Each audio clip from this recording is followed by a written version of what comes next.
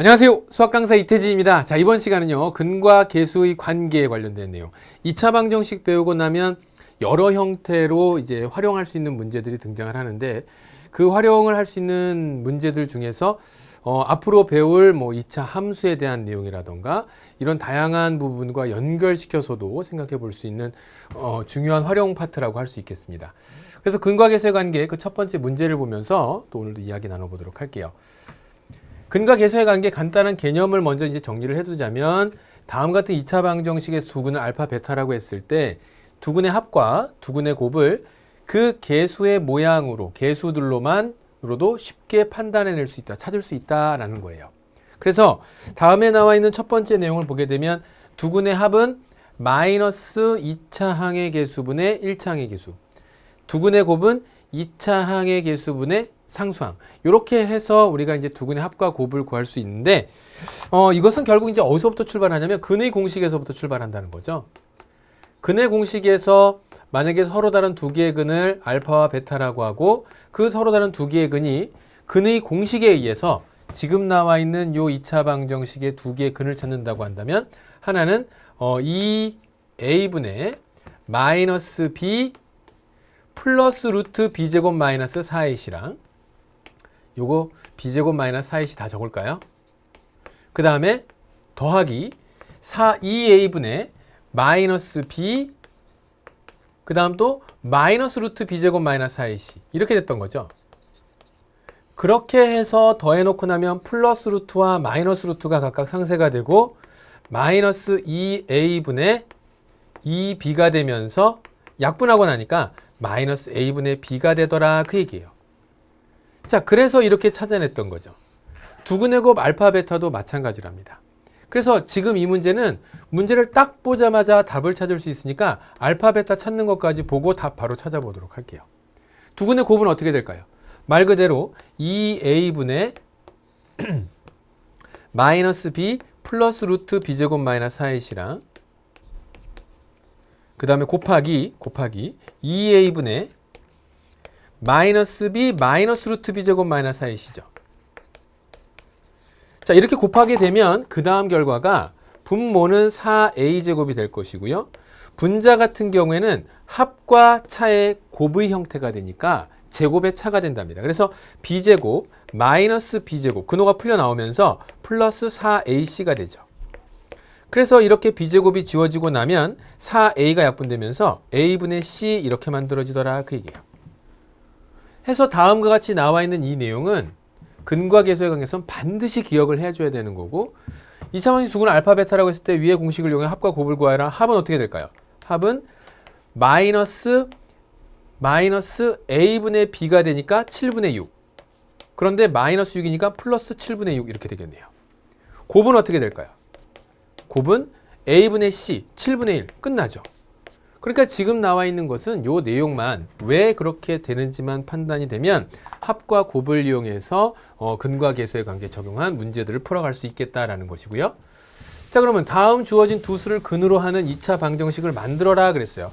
물론 수없이 많은 2차 방정식을 만들 수 있습니다. 왜 수없이 많다라고 하냐면, 지금 여기서 이제 기준은 x 2차항의 개수가 1이 되는 것을 기준에 놓고 만들었다라고 한다면 하나가 만들어지겠지만, 합은 어떻게 될까요? 이렇게 생각하면 되죠. 만약에 2차항의 개수가 1이 되는 것은 x제곱 마이너스 합 x 플러스 곱, 이렇게 생각할 수 있어요. 그거는 0, 이렇게. 그러니까 두 개의 근의 합, 두 개의 근의 곱이 다음과 같이 되죠. 특히 이제 주의해야 될 것은 이 앞에 나와 있는 이 마이너스를 좀 주의해서 접근시켜야 되겠네요. 그렇죠? 그래서 지금 나와 있는 거 만약에 거꾸로 해서 설명할 수 있어요. x-알파, x-베타가 서로 다른 두 근이 되면서 이렇게 인수분해가 되었고 알파, 베타로 근을 찾았다. 이걸 전개시키면 x제곱 마이너스 알파 플러스 베타 x 플러스 알파, 베타 되지 않나요? 그죠? 그러니까 지금 나와 있는 두 근의 합이 등장을 하고 두 근의 곱이 다음과 같이 등장을 하죠. 그걸 말로만 바꿔본 거예요. 합, 곱. 그러니까 지금 나와 있다면 얘는 x제곱에 두 근의 합 구하라 그런다면 얼마죠? 마이너스 11. 그러니까 플러스 11x가 될 것이고요. 두 근의 곱은 플러스 24. 는 0. 앞서서 처음 이 문제 이야기하게 될 때, 두근으로 하는 2차 방정식을 만들어라라고 한다면 이것보다 수없이 많은 것을 만들 수 있다. 2분의 1이 양변에 곱해진 거, 3이 곱해진 거, 4가 곱해진 거, 마이너스 2가 곱해진 거, 수없이 많은 2차 방정식들은 등장합니다. 이것을 근으로 갖는. 근데 이제 x 1창의 개수가 2창의 개수가 1이 되는 것은 이렇게 하나만 만들어지니까 대표적으로 x 2창의 개수가 1이 되는 2차 방정식 이렇게 만들어 준 거고요. 자, 그 다음에 근과 계수를 이용하여 주어진 두 수를 근으로 하는 2차 방정식을 만들어라 그랬어요. 선생님, 여기에 뭐 문자가 등장했는데요. 이게 왜 수예요? 라고 하지만 이것을 근이라고 했을 때를 가정한 거예요. 식으로 나와 있지만 A, B를 포함하는 식으로 나와 있지만 이것을 근으로 했을 때 2차 방정식을 작성하라 라고 한다면 이때도 이제 여러 가지 2차 방정식 중에서 x 2차의 개수가 1인 경우를 예로 들어서 설명을 한다면 이 두 근의 합이 얼마가 될까요? 더하게 되면 6a가 되겠죠. 곱하게 되면 곱은 얼마가 될까요? 두 근의 곱은 3a, 3a, 2루트 5b, 2루트 5b 합과 차의 곱이니까 9a의 제곱 마이너스 2는 4, 5, 20 b제곱 이렇게 만들어지겠죠. 맞나요? 자, 그러면 지금 현재 있는 이 상황에서 2차 방정식을 유도해봐라 그런다면 앞서서 잠깐 얘기했듯이 x 2차의 개수가 1일 때 x제곱 마이너스 합 x 마이너스 알파 플러스 베타 했던 거 기억나시죠? 그 다음에 플러스 곱은 0 이랬어요. 그러니까 이걸 그대로 갖다가 정리하면 되죠. x제곱 마이너스 6ax 이렇게 될 거고요. 그 다음에 플러스 곱 플러스 9a제곱 마이너스 20b제곱 그것이 0이 됩니다. 자, 이렇게 완성을 해주면 되겠죠. 그래서 지금 나와 있는 게 비단 문자를 포함하고 있는 이런 식으로 등장했다고 하더라도 이것을 근이라고 하였으니까 두 개의 근을 더했다, 두 개의 근을 곱했다, 그 내용을 합과 곱을 가지고 2차의 개수가 1이 되는 이러한 2차 방정식 완성할 수 있겠다라는 거예요. 그죠? 자, 이렇게 해서 이제 설명이 되면 우리 친구들이 이제 문제에 접근하게 될 때 아이들이 이제 대체로 문자가 막 여러 개가 등장을 하게 되면 그때서부터 왠지 모르게 위축이 되거든요. 아, X 하나만 감당하기도 어려워 죽겠는데 다른 문자가 등장하니까 너무 어렵다 이런 생각 드는 친구들도 종종 생길 수 있는데 그때 어렵게 생각하지 말고 근이라 생각을 하고 합이냐 곱이냐 근과 계수의 관계 어떻게 이용해서 2차 방정식을 보고 근을 찾는 연습을 했다면 근을 보고 2차 방정식을 거꾸로 작성해가는 연습도 해보자. 근데 그 작성해가는 가장 기본적인 단계는 앞서 얘기했던 대로 인수분해 되기 바로 전 단계, 인수분해 한 단계까지 이렇게 해서 전개시켜 나가면 2차 방정식 만들어지는 거고 2차 방정식 인수분해 하게 되면 근을 찾기 바로 쉬운 단계로 얘가 0이거나 또는 얘가 0이 되는 경우로 이 2차 방정식의 근을 찾았던 거니까 이런 방향으로 접근해 주면 좋겠더라 라고 하는 거. 그 다음 문제 볼까요? 2차 방정식 이 녀석의 두 근을 알파 베타라고 했을 때 다음 식의 값을 구하라. 자, 이 식의 값 구할 때 이제 식을 운용하는 거 지난 시간에도 잠깐 언급을 했었던 것이 고등 1학년 과정이 많은 부분 중등 과정과 닮은 부분이 있습니다. 그게 왜 닮았을까 살펴보니까 중등 과정에서의 1학기에 관련된 내용들이 바로 이 수에 관련된 내용과 식에 관련된 내용으로 그 다음에 이제 2학기에 대한 내용들은 그 도형과 확률과 통계 이런 내용으로 이제 구성이 되어 있죠. 근데 이제 고등학교 1학년으로 넘어오다 보면 뭐 첫 번째 이제 식에 관련된 내용을 배우면서 수의 특징들이나 이런 것들도 뭐 수의 범주도 확장이 되고 그러면서 이제 방정식 함수 부분까지 쭉 이어지는 내용을 보게 되면 대체로 이런 내용들이 중등 과정의 내용과 많이 중복되는 것들이 있어요. 즉 그런 것들을 기초로 해서 다음 단계로 이어지는 좀 더 복잡하고 어려운 내용들을 쉽게 접근하기 위해서 식을 여러 방향으로 운용을 하게 됩니다.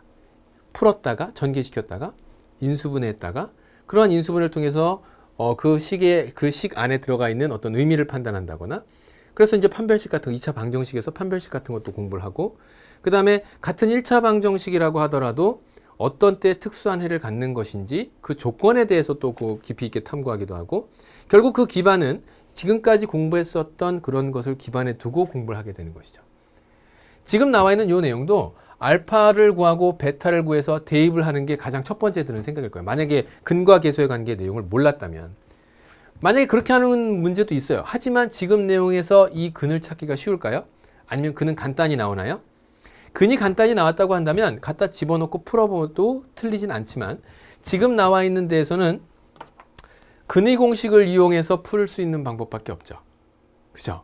근의 공식을 이용해서 근을 찾고 그 근을 각각 서로 다른 알파, 베타로 놓고 대입을 해서 풀자고 하니까 이것은 너무나 복잡한 식이 만들어진답니다. 그러면 그런 내용들은 물론 그 풀이 방법이 틀린 풀이는 아니지만 여기에서 의도한 풀이는 두 근의 합, 즉 알파 플러스 베타가 얼마일 것이냐, 마이너스 a분의 b 해서 마이너스 1이 될 것이고요. 두 근의 곱은 얼마일 것이냐, 알파 베타가 될 테니까 두 근의 곱은 마이너스 3분의 1 이렇게 되겠네요. a분의 c 이렇게 되면서. 그러면 지금 이 조건을 이용해서 이 식은 어떻게 푸냐, 왜 알파 플러스 1도 없고 베타 플러스 1도 안 나왔는데 결국 통분을 해서 알파 베타 플러스 알파 플러스 베타 플러스 1. 통분했다는 거 뭐 하는 거냐면 지금 요거 두 개의 분모를 곱한 거예요. 곱해서 전개시켰습니다. 그거 전개시킨 것 분에 각각의 이제 통분하면서 생겼었던 게 여긴 베타 플러스 1, 여긴 알파 플러스 1이 곱해졌을 테니까 알파 플러스 베타 플러스 2가 되겠네요. 이렇게. 자, 그래서 중간 계산 과정은 이제 충분히 우리 친구들이 할 수 있을 것이고 그 상태에서 이제 대입을 하면 되겠죠. 알파 베타가 마이너스 3분의 1이고요. 알파 플러스 베타가 마이너스 1이에요. 1과 마이너스 1 싹싹 상쇄되면서 분모에 마이너스 3분의 1 되고요. 그거 분에 알파 베타가 마이너스 1이고 그 다음 알파 플러스 베타가 마이너스 1이고 그 다음 플러스 2 했으니까 1이 되겠죠. 자, 지금 여기에서 지금 요 과정을 듣는 친구들이 상당히 그 다양한 층으로 구성되어 있는 것으로 알고 있어요. 심지어는 초등학생들도 있을 수 있다라고 알고 있습니다. 그러면 그 친구들이 다음과 같이 이렇게 풀다 보니까 이런 걸 봤는데 물론 그 정도 수준 된다고 한다면 이 내용이 무엇을 뜻하는 것인지는 알고 있으리라고 보이지만 혹시라도 이것이 번분수를 이용해서 푼다라고 해서 외웠다고 하거나 아니면 외웠던 내용들을 깜빡 잊어버렸다고 하거나 라고 한다면 결국 이런 내용에 분수인 자리에 분모에 또 다른 분수가 들어가 있다. 이 내용은요. 분자를 결국 분모로 나누겠다라는 내용이니까 뭐 안에 것끼리 곱해서 분모, 밖에 것끼리 곱해서 분자 이거를 외워서 전개할 것이 아니라 얘는 1을 마이너스 3분의 1로 나눈다니까 마이너스 3을 곱하는 거랑 같겠구나. 나눗셈이 곱셈으로 바뀌면 뒤에 나와 있는 수 역수치하는 것은 중학교 1학년 수준이고요. 그래서 마이너스 3 이렇게 풀어주면 되겠죠. 그래서 정답 다음과 같이 구해주면 돼요. 번분수에 대한 내용도요.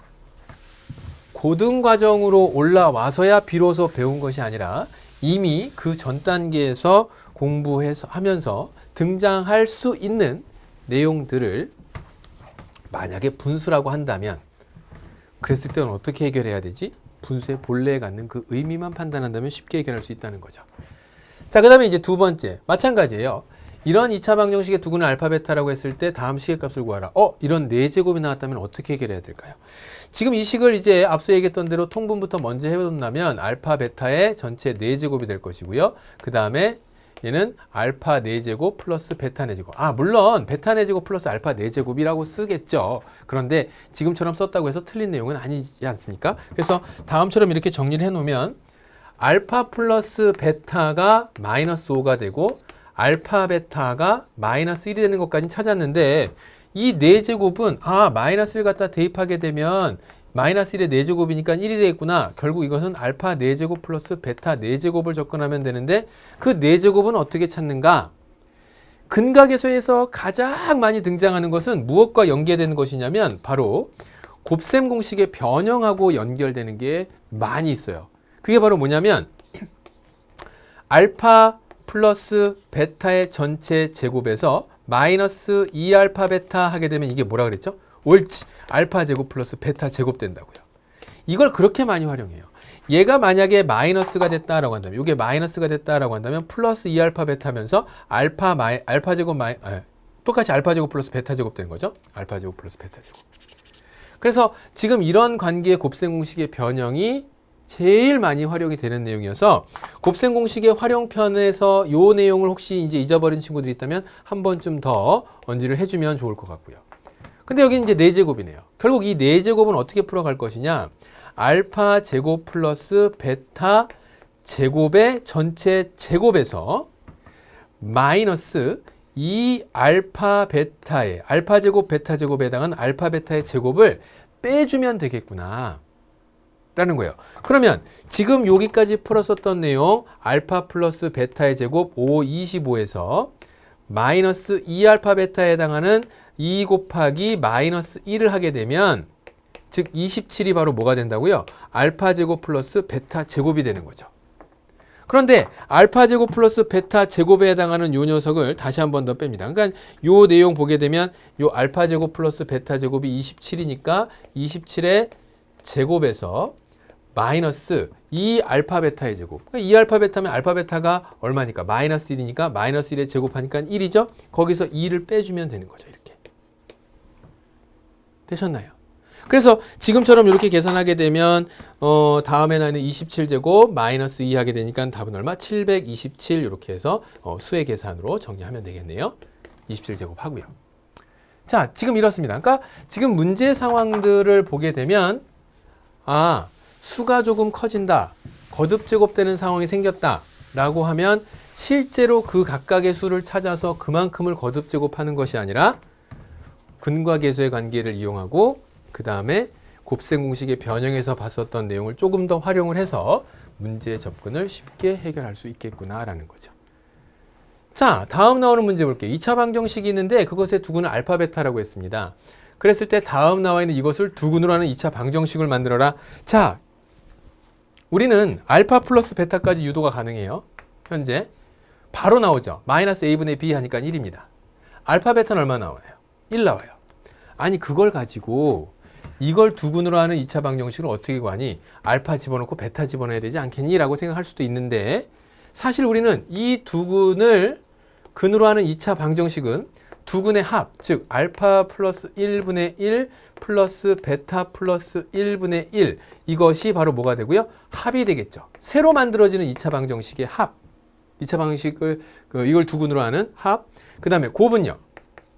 알파 플러스 1분의 1 곱하기 베타 플러스 1분의 1이 되니까 이것이 곱이 될 것이고 그걸 식으로 간단히 정리하게 되면 통분해서 알파 베타 플러스 베타 플러스 1분의 알파 플러스 베타 플러스 얼마?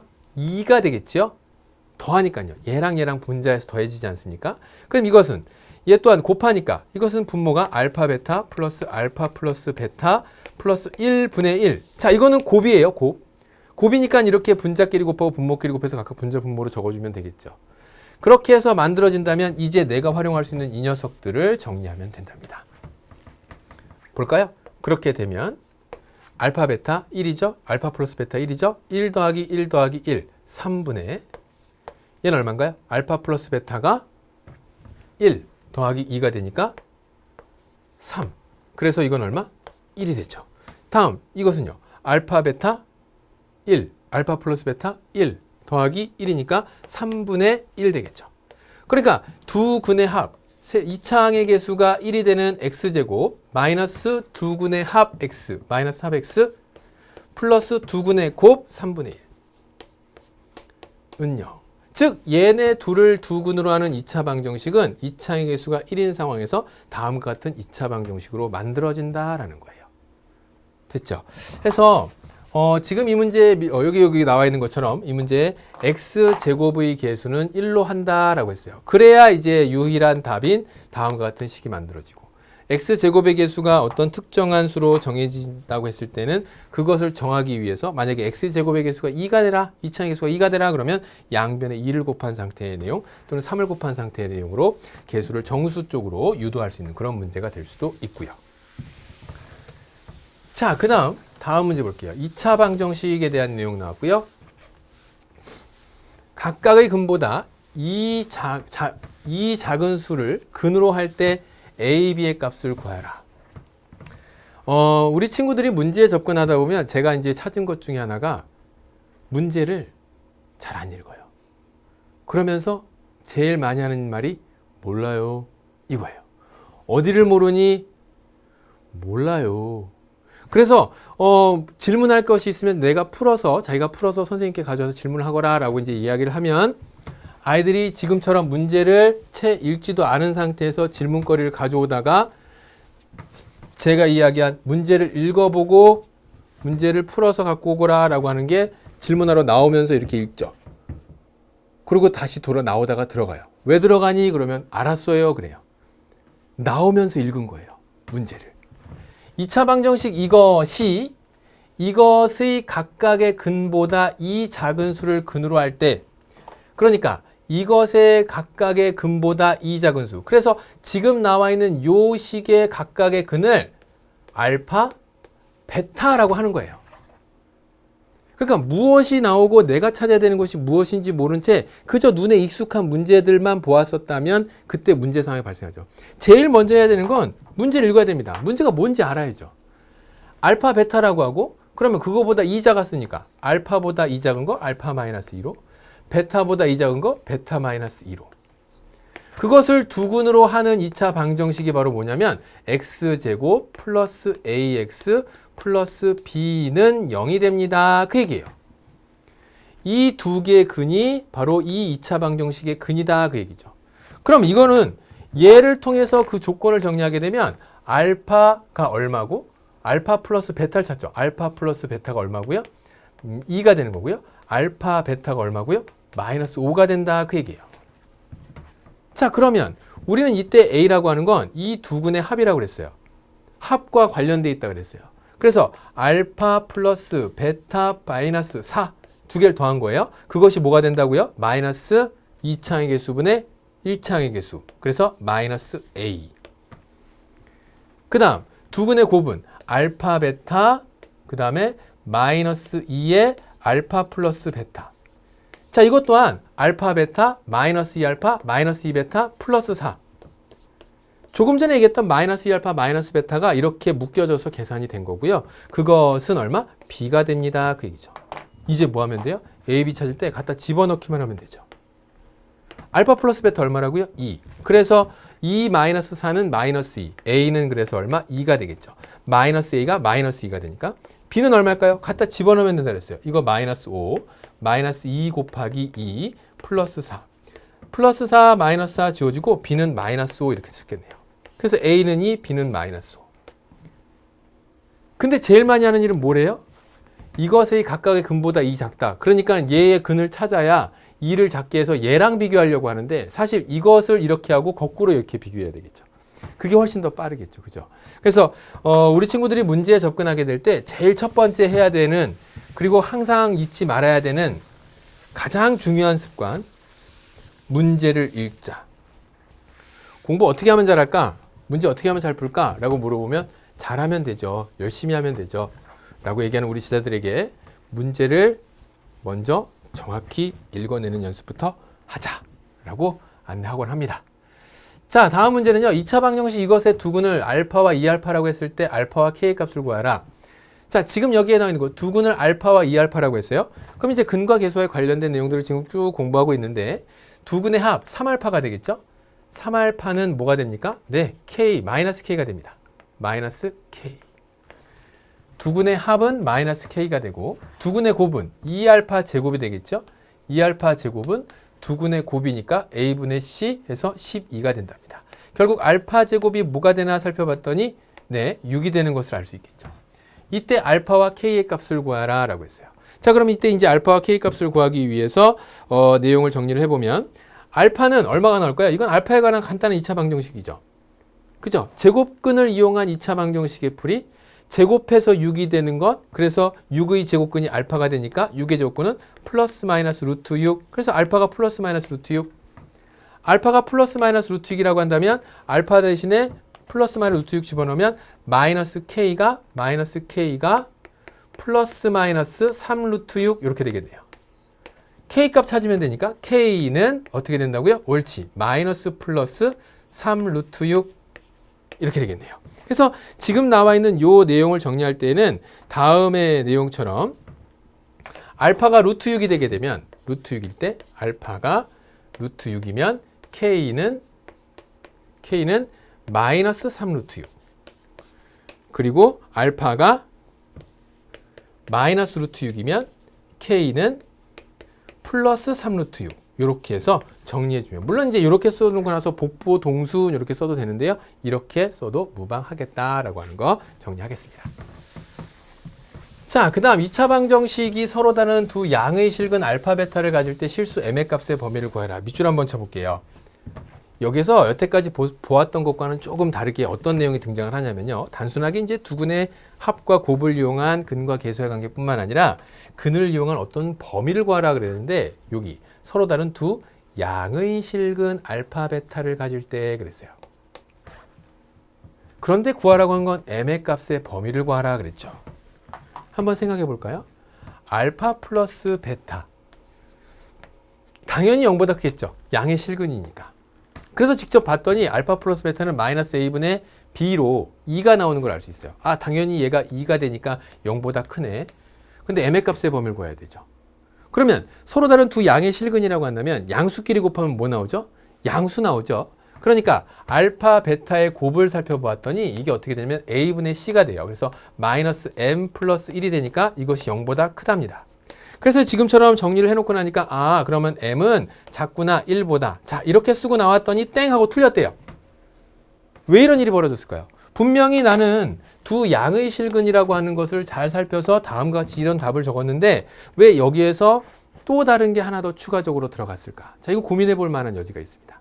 바로 뭔가요? 서로 다른 두 양의 실근. 서로 다른 서로 다른 두 실근이라고 하면 기본적으로 뭘 만족시켜야 되죠? 기본적으로 판별식이 0보다 크다가 만족이 돼야 돼요. 그러니까 b제곱 2는 4 마이너스 4ac. 이거 뭐 b' 제곱선은 그 짝수근의 판별식으로 써도 되겠네요.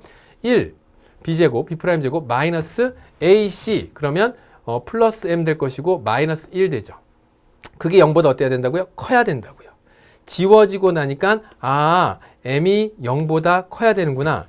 자, 이때에도 이거 쓰고 이거 써서 틀리는 경우, 뭐 틀린다고 보고는 이제 출제자가 좀 꼼꼼하냐 그렇지 않느냐에 대한 차이인데 이것에 대한 이해가 맞고 틀리고보다 더 중요하다고 봅니다. m이 0보다 커요. m이 1보다 작아요.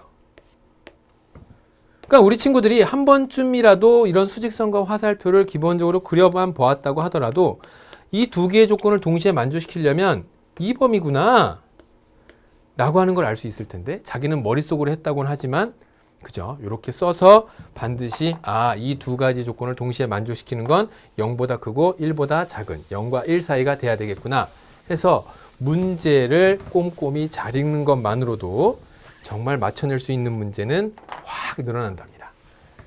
자, 다음 마지막 문제 볼게요. 다음과 같은 2차 방정식의 두 근을 알파, 베타로 했을 때 다음 물음에 답하여라. 자, 1번, 2번 문제 이제 풀어가면서 아, 이렇게 3번 문제와 같은 게 나오면 어떻게 접근해야 될까라고 하죠. 그러니까 작은 문제가 마지막 문제 풀이의 힌트가 될 수도 있고요. 아니면 이제 서술형 같은 걸 작성할 때 마지막 문제의 기준을 두고 이것만 딱 물어본다면 앞에 나와 있는 그 작은 단계들을 거쳐갔는지를 물어보는 서술형 문제가 나올 수 있고요.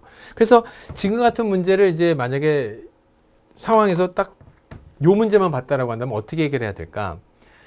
베타 마이너스 알파가 2일 때 m의 값을 구하라. 그렇다면 지금 알파 플러스 베타가 마이너스 2m이 되고 알파 베타가 a분의 c니까 m제곱 마이너스 2m 플러스 3이 되는 건 알겠다. 자, 그랬을 때 나는 베타 마이너스 알파가 2가 된다고 한다면 이것을 어떻게 생각할까? 알파 마이너스 베타를 한번 예상해 보자. 알파 마이너스 베타를 알파 플러스 베타와 알파 베타로 같이 표현할 수 있으려면 얘가 제곱된 상태에서 알파 플러스 베타의 전체 제곱에서 마이너스 4 알파 베타 하면 된다고 곱셈공식 변형 등에서 이제 공부했죠. 이 곱셈공식 변형과 근각에서의 관계는 이렇게 많이 연관 관계가 있어요. 알파 플러스 베타가 마이너스 2m이니까 4m제곱 될 거고요. 그 다음에 마이너스 4알파 베타 하게 되면 마이너스 4m제곱, 그 다음에 플러스 8m, 그 다음에 마이너스 4, 3, 12 이렇게 되겠죠. 4m제곱 마이너스 4m제곱 지워지면서 알파 마이너스 베타의 제곱이 8m 마이너스 12가 됩니다. 그 얘기예요. 아니 근데 이게 무슨 관계가 있을까? 봐요. 알파하고 베타 사이 관계에서 베타가 알파보다 크대요. 큰 거에서 작은 거 뺐으니까 당연히 양수 나오겠죠. 근데 이걸 뒤집어서 생각해 볼게요. 만약에 알파에서 베타를 뺀다고 한다면 마이너스 2가 나오겠네요. 이게 무슨 얘기냐면 알파 베타 사이의 크기 관계가 베타는 2 플러스 알파. 베타가 알파보다 이만큼 크다 그 얘기예요. 그러니까 베타가 알파보다 이만큼 크면 2 플러스 알파에서 알파를 빼내게 되면 플러스 2가 나오죠.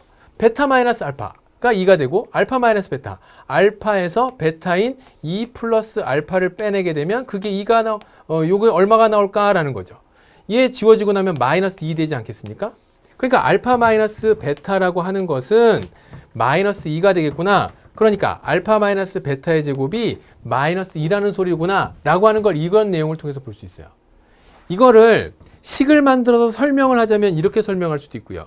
머리가 똘똘한 우리 제자들이 보기에는 어떨까요? 딱 보자마자 두 개의 수의 차가 2가 되는구나. 큰 거에서 작은 거 뺐으니까 2구나. 만약에 작은 거에서 큰 거 빼게 되면 마이너스 2가 되겠네. 하지만 알파 마이너스 베타의 제곱이나 베타 마이너스 알파의 제곱이나 그 차를 뺀 것을 얘는 음수가 되고 얘가 양수가 되지만 그 절대값은 같아서 제곱은 같아지겠구나라는 거예요. 그래서 여기에 나와 있는 거 얘가 얼마가 된다고요? 4가 되겠구나라는 거죠. 그래서 이걸 이항시키게 되면 8m이 얼마가 되고요? 16이 될 것이고 m은 얼마가 되죠? 네, 2가 됩니다.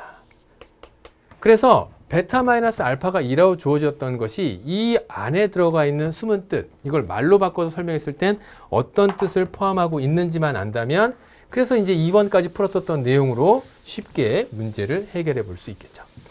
자, 이렇게 해서 오늘은요, 근과 계수와의 관계를 가지고 같이 한번 또 이야기를 나눠보았습니다. 자, 오늘 내용들 잘 살펴보았으리라고 생각이 되고요. 다음 시간도 건강하게 뵙겠습니다. 수고 많으셨습니다.